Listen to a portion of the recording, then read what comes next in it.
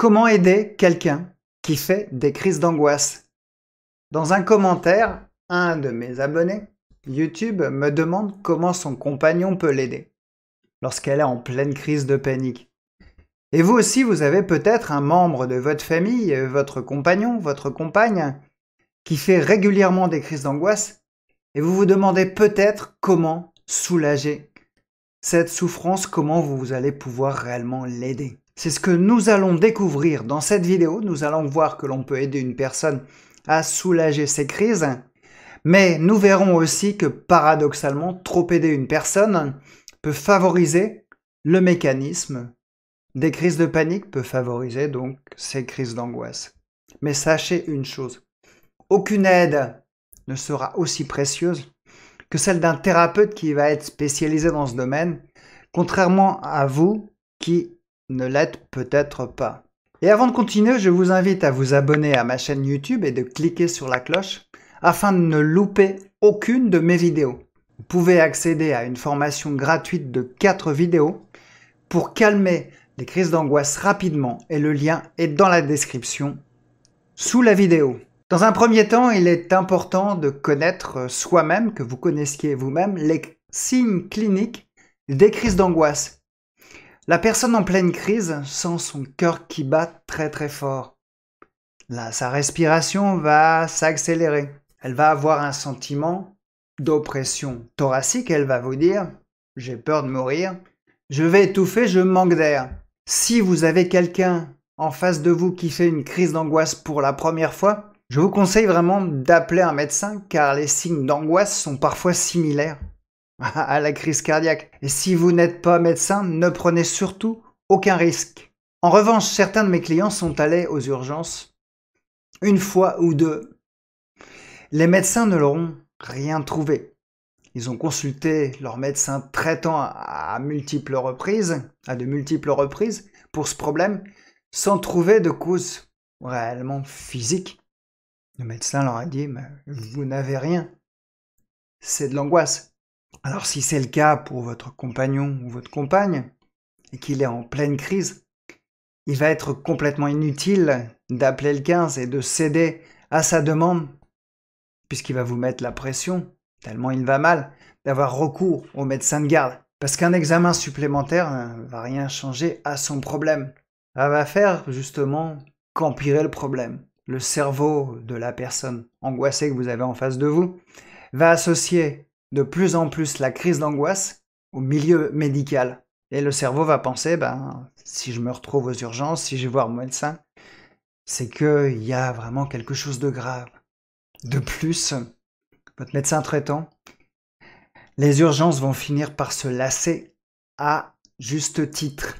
Par contre, vous pouvez aider une personne à travailler sur ses pensées négatives liées à l'angoisse. Lui dire qu'elle n'a vraiment rien au cœur, qu'elle ne va pas faire une crise cardiaque, ni mourir d'étouffement. En effet, personne n'est jamais mort, sauf exception rarissime, mais je n'en ai jamais entendu parler, d'une crise d'angoisse. Informez-la aussi qu'elle ne va pas s'évanouir non plus, car jusqu'à présent, ça ne lui est jamais arrivé. Et on ne s'évanouit que très très rarement d'une crise d'angoisse. Il est possible évidemment de s'évanouir d'un malaise vagal. Mais le malaise vagal, c'est une baisse de pression artérielle et de la fréquence cardiaque. Autrement dit, votre cœur bat moins vite. Dans la crise d'angoisse, au contraire, le cœur bat très vite, il bat à 100 à l'heure.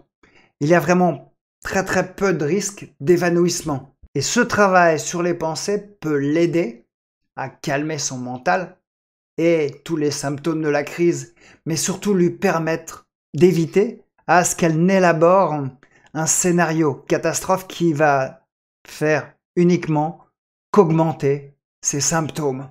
Dans un deuxième temps, vous pouvez l'aider à mieux respirer. Dans la plupart des cas, votre compagnon ou votre compagne en pleine crise d'angoisse ou de panique hyperventile, c'est-à-dire qu'elle prend vraiment trop d'air. Elle inspire de trop. De plus, l'entourage peut donner le plus mauvais conseil, comme de dire à la personne en pleine crise d'angoisse de respirer plus et beaucoup plus profondément. C'est absolument contre-productif. Parce qu'une personne qui fait une crise de panique a déjà l'impression de manquer d'air et de ce fait-là elle va respirer encore plus vite. Et surtout, inspirer, prendre beaucoup trop d'air.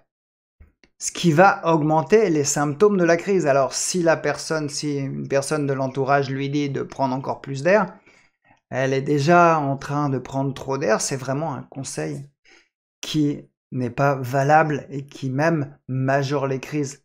Pour bien comprendre le mécanisme, essayez vous-même de prendre plus d'air que vous n'en sortez. Prenez rapidement des grandes bouffées d'air sans souffler beaucoup.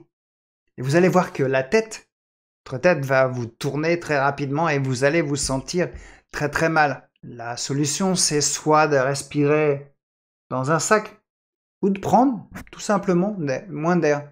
J'ai fait une vidéo sur le sujet qui va vous montrer comment aider quelqu'un à mieux respirer et vous la trouverez dans la description ci-dessous.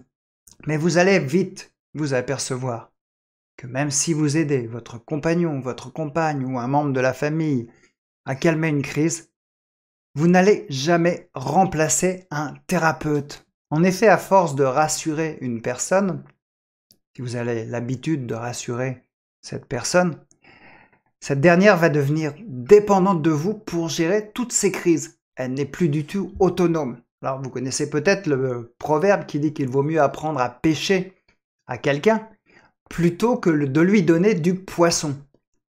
Si vous lui donnez du poisson en permanence, le jour où vous n'êtes pas là, la personne va mourir de faim. Si vous lui apprenez à pêcher, elle va se passer rapidement de vous. C'est le même processus pour les crises d'angoisse. Si votre compagnon ou compagne ou un membre de la famille compte toujours sur vous pour se calmer, que va-t-il se passer si vous n'êtes pas là? Le jour où vous n'êtes pas là, elle est totalement désemparés, et j'ai vu des clients appeler leur compagne ou leur compagnon à leur travail car ils étaient en pleine crise. Allez-vous pouvoir toujours rester auprès de la personne que vous aimez? Car dès que vous vous éloignez d'elle, elle ne se sent pas bien. Si vous le faites en ce moment, vous savez de quoi je parle parce que cela vous gâche la vie. Malgré vous, c'est vraiment malgré vous et par manque de connaissances, vous devenez alors partie intégrante du mécanisme des crises. Et la personne, au lieu d'apprendre à se libérer elle-même des crises, elle compte sur vous. Et cela maintient les crises dans le temps. C'est un véritable cercle vicieux. Il en est de même si vous faites les choses à la place de la personne qui panique. Elle peut en effet, à force de faire des crises de panique, souffrir d'agoraphobie. Qu'est-ce que l'agoraphobie? C'est tout simplement la peur panique de rester coincé dans un endroit, de ne pas pouvoir s'en échapper ou de ne pas être secouru à temps. Ainsi, elle va sortir de moins en moins de chez elle jusqu'au point de plus pouvoir sortir seule de chez elle. Si vous l'emmenez au travail parce qu'elle a peur de conduire seule, si vous faites les courses à sa place, si vous l'accompagnez partout, jamais elle ne va pouvoir s'exposer à sa peur et un jour s'en libérer. Et croyez-moi, l'exposition à la peur est le moyen le plus efficace pour sortir des crises d'angoisse sévères. Alors, une exposition, plus la personne va s'exposer, plus elle va réussir à se libérer de la peur. Mais l'exposition, évidemment, doit être progressive.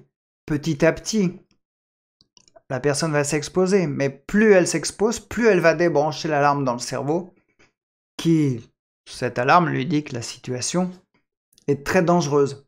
Ainsi, si vous voulez que votre compagnon, votre compagne ou encore une fois un membre de votre famille ait moins peur de faire les courses au supermarché, eh bien, cette personne va avoir besoin d'y retourner tout simplement, progressivement.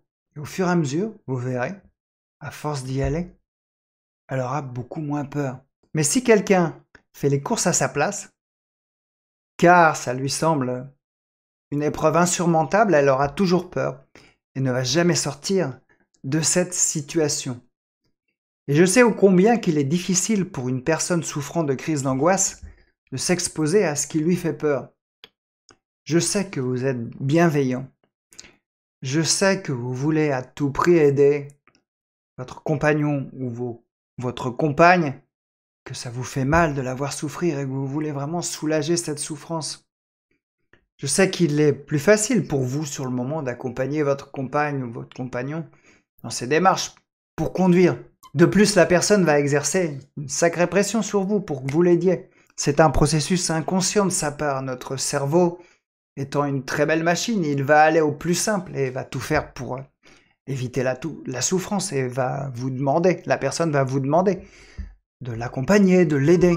Mais finalement, pas pouvoir faire les courses toute seule, pas pouvoir conduire plus de kilomètres autour de chez soi, pas pouvoir prendre le métro, les transports en commun, pas pouvoir rendre visite à sa famille qui habite trop loin par peur de faire une crise.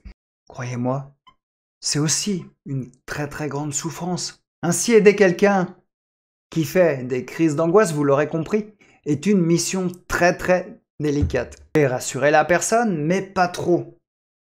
Et puis, peut-être que c'est une mission très ou trop lourde pour vous. Qu'en pensez-vous?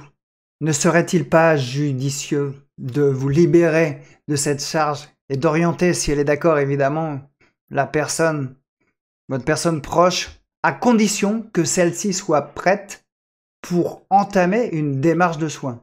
Sinon, c'est absolument peine perdue et ça sert à rien d'essayer de la traîner de force chez un psy. La personne doit être pleinement consentante pour que la thérapie fonctionne. Et le thérapeute va normalement tout faire pour rendre son client le plus autonome et ça le plus rapidement possible. Un bon psy aussi, et moi je le fais personnellement, aide les personnes, l'entourage, à aider la personne qui a des crises de panique. Et vous allez voir que ça va vous soulager. Et vous allez avoir vraiment la satisfaction de voir ces crises de panique s'estomper au fil du temps. Alors finalement, s'il y avait qu'un conseil à retenir, parmi tous les conseils, est-ce que le meilleur conseil, ça serait pas pour aider quelqu'un qui fait des crises d'angoisse à répétition? Ce ne serait pas de lui dire tout simplement d'aller voir une personne compétente qui va réellement l'aider à s'en sortir. Si vous pensez que cette vidéo peut aider d'autres personnes, eh bien partagez-la. Et je vous rappelle que je mets à votre disposition une formation gratuite de 4 vidéos pour calmer les crises de panique. Le lien est dans la description ci-dessous.